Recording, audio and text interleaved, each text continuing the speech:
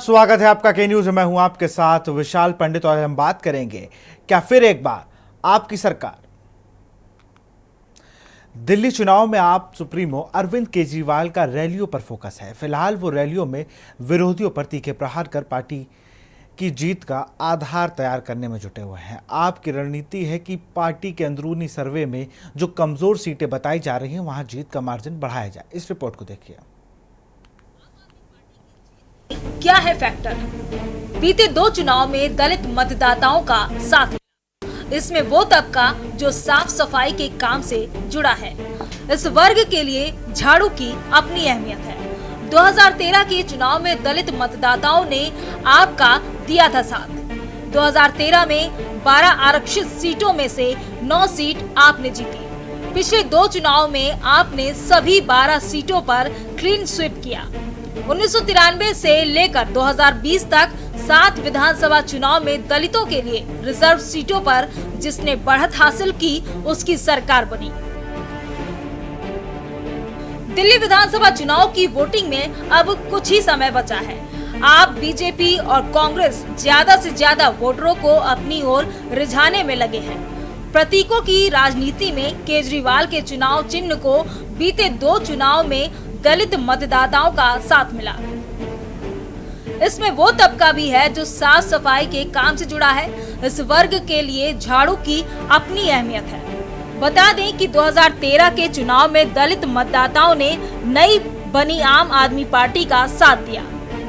इस चुनाव में 12 आरक्षित सीटों में से 9 सीट आपने जीती। पिछले 2 चुनाव में आपने सभी 12 सीटों पे क्लीन स्वीप किया।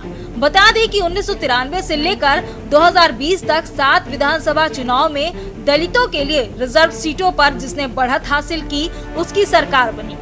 बता दें कि राजधानी दिल्ली में 600 से ज्यादा झुग्गी झोपड़ी कॉलोनी और 1700 से ज्यादा कच्ची कॉलोनी है। इनमें दलितों की एक बड़ी आबादी रहती है। इन झुग्गियों को लेकर अक्सर बीजेपी और आम आदमी पार्टी आमने सामने आ जाते हैं। आप बीजेपी पर झुग्गी बस्ती तोड़ने का आरोप लगाती है और बीजेपी जहां झुग्गी वही मकान के नारे से इस आरोप का काउंटर करती है। आम आदमी पार्टी ने आगामी दिल्ली विधानसभा चुनाव से पहले हाल ही में अपना अभियान गीत फिर लाएंगे केजरीवाल जारी किया। यह गीत पार्टी के प्रमुख चुनावी मुद्दों पर प्रकाश डालता है, जिसमें हाल ही में लॉन्च की गई 2 कल्याणकारी योजनाएं शामिल हैं। मुख्यमंत्री महिला सम्मान योजना जो दिल्ली में महिलाओं को प्रति माह 2100 रुपए प्रदान करती है और संजीवनी योजना जो सभी अस्पतालों में वरिष्ठ नागरिकों के लिए मुफ्त इलाज सुनिश्चित करती है। दिल्ली की सबसे बड़ी समस्या के निदान का वादा। केजरीवाल का वादा हल होगी सीवर ओवरफ्लो की समस्या। अनियोजित कॉलोनियों में सीवर की समस्या के समाधान का वादा। अगले 5 साल का टारगेट बताया। दिल्ली विधानसभा चुनाव के बीच सीवर ओवरफ्लो की समस्या पर अरविंद केजरीवाल ने अपनी बात रखी। उन्होंने कहा कि उनकी सरकार आने के बाद अनियोजित कॉलोनियों में सीवर की समस्या का समाधान किया गया है और अगले 5 साल में दिल्ली के सभी इलाकों की सीवर लाइन ठीक करने का लक्ष्य है। उन्होंने कहा कि उनकी सरकार आने के बाद तेजी से पूरा किया जाएगा। वहीं दिल्ली विधानसभा चुनाव के बीच मुद्दा बन रही सीवर ओवरफ्लो की समस्या को देखते हुए अरविंद केजरीवाल ने शनिवार को वीडियो प्रेस कॉन्फ्रेंस कर इस मुद्दे पर अपनी बात रखी।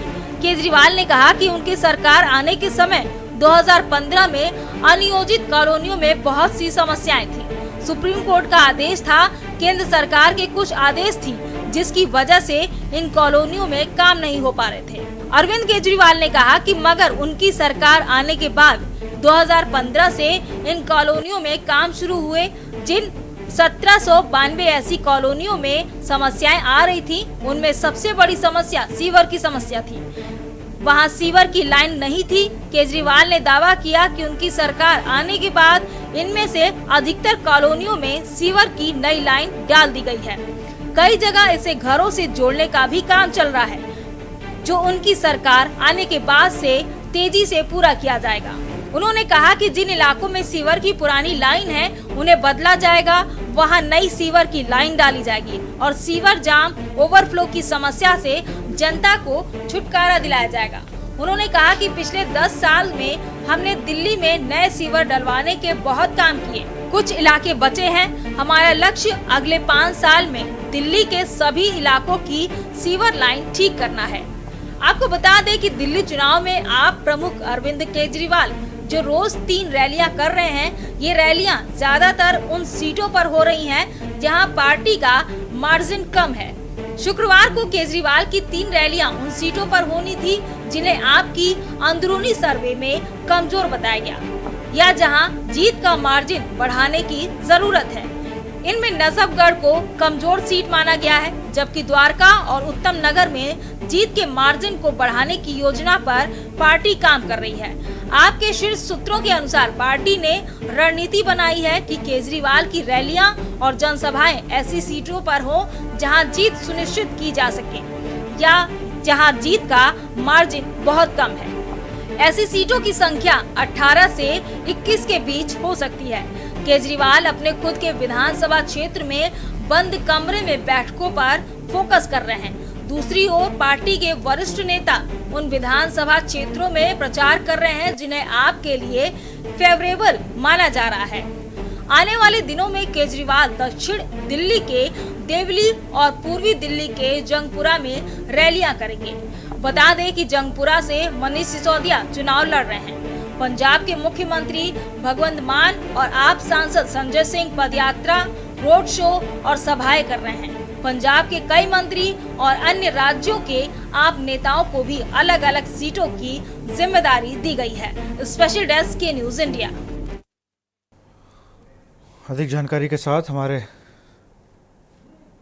विशेष संवाददाता अखिलेश सिंह जुड़ चुके हैं। अखिलेश, अगर बात की जाए तो फिर से एक बार आम आदमी पार्टी की सरकार बनाने को लेकर जिस तरीके से अरविंद केजरीवाल मेहनत कर रहे हैं और कमरा बैठक हो, रैलियां हो, रोड शो हो, पदयात्रा हो, हर चीज़ को कहीं ना कहीं सारे प्रत्याशियों को कहने के लिए कर रहे हैं और खुद भी आगे से आगे सारी चीज़ों में भाग ले रहे हैं। अखिलेश,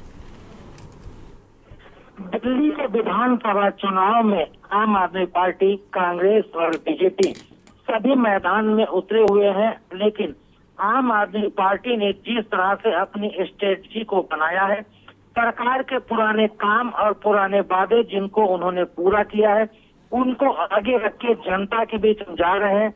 कांग्रेस या फिर बीजेपी की बात करें, उसकी तुलना में आम आदमी पार्टी की जो रैलियां आयोजित की जा रही हैं, जिन रैलियों में खासकर अरविंद केजरीवाल संबोधित करने पहुंचे, तो केजरीवाल रैलियों को संबोधित करते हुए जनता से एक ही वादा करते हैं कि उन्होंने पिछली अपनी सरकारों के दौरान, आम आदमी पार्टी की सरकार के दौरान जो भी वो वादा करते रहे, उन वादों को वो पूरा करते चले आए हैं और अब जो वो वादा कर रहे हैं उन वादों को वो पूरा करेंगे।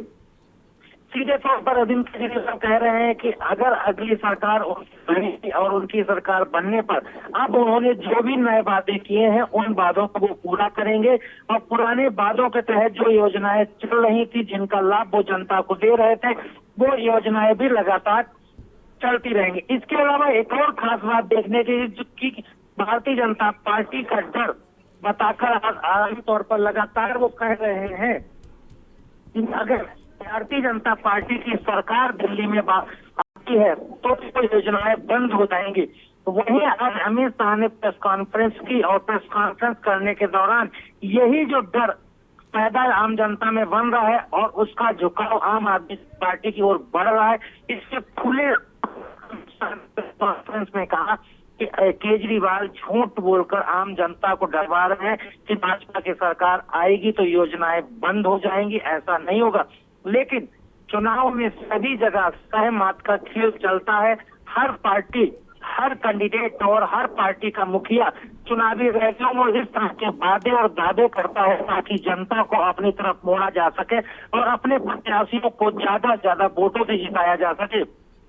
इन सब मामलों में देखा जाए तो चुनाव प्रचार की जो स्ट्रेटजी अरविंद केजरीवाल और आम आदमी पार्टी की तरफ से तैयार की गई है और जिस तरह से उनके कार्यकर्ता और पदाधिकारी लगातार जमीन पर उतरकर आम जनता के बीच जाकर डोर टू डोर कैंपेन करके अपने वादे, दावे और पुरानी योजनाओं में दिए जा रहे लाभ को जनता को बताते हैं और भरोसा दिलाने की कोशिश करते हैं कि एक बार फिर अरविंद केजरीवाल की अगुवाई में दिल्ली में आम आदमी पार्टी की सरकार बनेगी, तो पुराने वादे पूरे होंगे, पुरानी योजनाएं चलती रहेंगी और नए वादे जो किए जा रहे हैं और नई योजनाओं की जो घोषणा हो रही है उनको भी लागू किया जाएगा। बिल्कुल, बहुत बहुत शुक्रिया आपका तमाम जानकारी के लिए अखिलेश।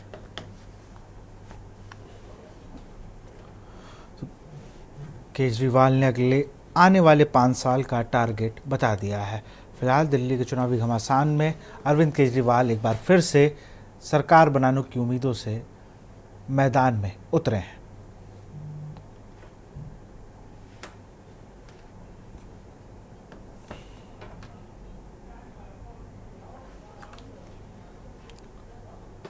और अब बात करेंगे एटीएस का प्रहार, संदिग्ध गिरफ्तार। गणतंत्र दिवस से पहले यूपी एटीएस को एक संदिग्ध व्यक्ति को गिरफ्तार किया है। पंजाब के फाजिलका जिले के रहने वाले मान सिंह को खालिस्तानी आतंकी संगठन से जोड़ने की आशंका के आधार पर गिरफ्तार किया गया है। एटीएस को सूचना मिली थी कि वह पहचान छुपाकर सुल्तानपुर के तोकलपुर नगरा गांव में किराए के मकान में रह रहा था। मान सिंह ने एक फर्जी आधार कार्ड, वोटर आईडी कार्ड और जन्म प्रमाण पत्र का इस्तेमाल कर यूपी के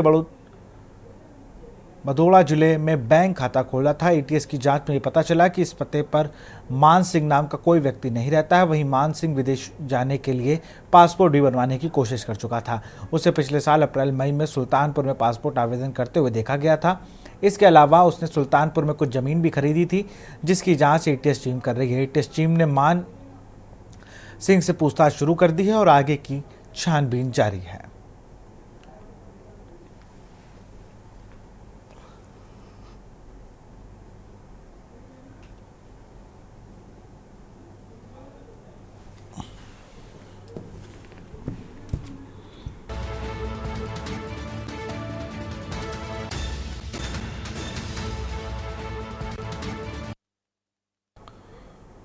और यहाँ रुकते एक छोटे से ब्रेक के लिए। आप देख रहे हैं के न्यूज, खबरों का सारथी। ब्रेक के बाद आपका स्वागत है। अब बात करेंगे बिजली विभाग से लाचार भटक रहा पुलिस जवान। उत्तर प्रदेश के अलीगढ़ जिले में एक पुलिसकर्मी नरेश को विद्युत विभाग के अधिकारियों द्वारा प्रताड़ित किए जाने का मामला सामने आया है। नरेश, जो पुलिस विभाग में कार्यरत है, पिछले 6 महीने से विद्युत विभाग की लापरवाही और फर्जीवाड़े के कारण परेशान है। उनका आरोप है कि उनके कुछ रिश्तेदारों ने उनके भाई और माता के नाम से बिना सहमति पत्र के बिजली कनेक्शन अपने नाम करवा लिया है, जिसकी शिकायत उन्होंने विभाग से की है, लेकिन कोई कार्रवाई नहीं की गई है। नरेश ने इस मामले को लेकर अलीगढ़ के जिलाधिकारी से भी संपर्क किया था, जिन्होंने कार्रवाई का आश्वासन दिया, लेकिन अब कोई ठोस समाधान नहीं हुआ है। नरेश का कहना है कि उन्होंने एक पुलिसकर्मी होते हुए अपने हक के लिए संघर्ष करना पड़ रहा है और अगर समय पर न्याय नहीं मिला तो उनके परिवार की परेशानियां और बढ़ सकती हैं। वहीं विद्युत विभाग के अधिकारियों का कहना है कि मामले की जाँच के लिए एक कमेटी गठित कर दी गई है और जल्द ही कार्रवाई की जाएगी। नरेश और उनकी परिवार को उम्मीद है कि जल्द ही न्याय मिलेगा, ताकि उन्हें और अधिक कठिनाइयों का सामना ना करना पड़े।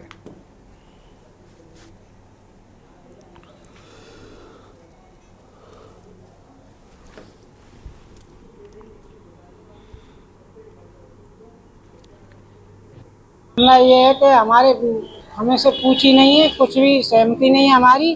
फर्जी एफिडेविट लगा लिया है। हम कई बार शिकायत कर चुके हैं, हमारी कोई सुनवाई नहीं। अच्छा, फर्जी एफिडेविट बना लिए हैं। फर्जी एफिडेविट किसने बनवाया, क्या नाम उनके? मनोज देवी और विनोद कुमार। किस चीज का कनेक्शन है? टूबेल का कनेक्शन है। टूबेल का मामला जो हमारी जो जमीन है, पैतृक जमीन मिली हुई है हमें पलाचान में, पापा की जमीन है, जिसमें 4 हिस्सेदार हैं, भाई और मम्मी समेत। अब हमारे जो खेत पे विद्युत कनेक्शन दे दिया गया है विद्युत, जिसमें हमारे ये बताया जा रहा है कि सहमति पत्र है हमारे, और हमने आरटीआई से मांगी तो मेरा तो सहमति पत्र दिखाया ही नहीं, जबकि मैं सहखातेदार हूँ। मम्मी का भी शपथ पत्र है, मम्मी का शपथ पत्र भी फर्जी दिखाया गया, पूरा फर्जी है। ये मम्मी भी मालूम है कि मम्मी ने कभी दिया ही नहीं ऐसा लिख के, भैया के हस्ताक्षर करके दिखाया गया है, भैया के फर्जी हस्ताक्षर हैं। भैया ने क्लियर में कह दी तो भैया को भगा दिया गया बिजली घर से कि जा जो करना है वो कर ले और कुछ नहीं होगा इस मामले में। मैं गया तो शिकायत करने, तो मुझसे भी ये कह दिया जा रहा है तुम्हें लेना है कनेक्शन तो ले लो, और जबकि हमारे जो जमीन है, बढ़िया जमीन है, उस पर मेरी चाची जो है मनोज देवी, उसके द्वारा कब्जा कर लिया गया।